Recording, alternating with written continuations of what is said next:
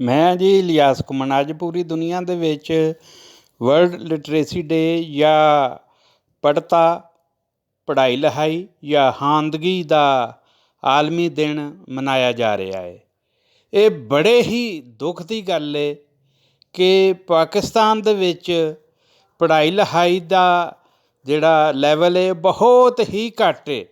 ਉਹਦੀ ਅਸਲ ਵਜ੍ਹਾ ਕੀ ਹੈ ਕਿ ਇੱਥੇ ਦੇ 65% ਲੋਕਾਂ ਦੀ ਮਾਦਰੀ ਜ਼ਬਾਨ ਪੰਜਾਬੀ ਹੈ।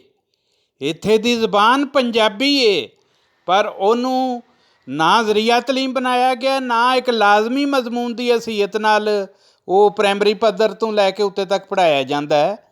ਇਹੋ ਹੀ ਅਸਲ ਵਜ੍ਹਾ ਹੈ ਕਿ ਜਿਹੜਾ ਬੱਚਾ ਸਕੂਲ ਵਿੱਚ ਜਾ ਕੇ ਕੁਝ ਮਹੀਨੇ ਕੁਝ ਸਾਲ ਪੜ੍ਹਦਾ, ਉਹ ਗੈਰ ਜ਼ਬਾਨਾਂ ਦੀ ਵਜ੍ਹਾ ਨਾਲ ਸਕੂਲ ਛੱਡਦਾ ਔਰ ਉਹ ਪੜ੍ਹਾਈ ਉਹਦੇ ਕਿਸੇ ਵੀ ਕੰਮ ਨਹੀਂ ਆਉਂਦੀ।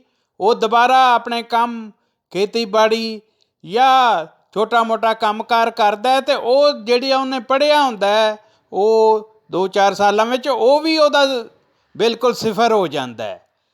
ਉਹ ਲਫ਼ਜ਼ ਉਹਦੇ ਕਿਸੇ ਕੰਮ ਨਹੀਂ ਆਉਂਦੇ। ਇਸ ਲਈ ਇੱਥੇ ਸਕੂਲਾਂ ਤੋਂ ਭੱਜਣ ਦੀ ਔਰ ਬਿਲਕੁਲ ਇੱਕ ਵਾਰ ਫਿਰ ਅਨਪੜ੍ਹਾਂ ਵਿੱਚ ਸ਼ਾਮਿਲ ਹੋਣ ਦੀ ਤਾਦਾਦ ਬਹੁਤ ਵੱਡੇ ਪੱਧਰ ਦੀ ਹੈ। ਇਹਦਾ ਇੱਕ ਹੀ ਹੱਲ ਹੈ ਕਿ ਪੰਜਾਬ ਸਰਕਾਰ ਫੌਰੀ ਤੌਰ 'ਤੇ ਪੰਜਾਬੀ ਜ਼ਬਾਨ ਦਾ ਇੱਕ ਮਜ਼ਮੂਨ ਪ੍ਰਾਇਮਰੀ ਪੱਧਰ ਤੋਂ ਸ਼ੁਰੂ ਕਰਾਏ ਔਰ ਪੰਜਾਬ ਦੇ ਵਿੱਚ ਪੰਜਾਬੀ ਜ਼ਬਾਨ ਨੂੰ ਜ਼ਰੀਆ ਤਲੀਮ ਬਣਾਏ। ਪੰਜਾਬੀ ਪੜ੍ਹਾਓ, ਮਾਂ ਬੋਲੀ ਪੰਜਾਬੀ ਬਚਾਓ ਅਤੇ ਅਨਪੜ੍ਹਤਾ ਨੂੰ ਮੁਕਾਓ। ਇਹ ਹੀ ਅਸਲ ਹੱਲ ਹੈ। ਬਹੁਤ ਸ਼ੁਕਰੀਆ।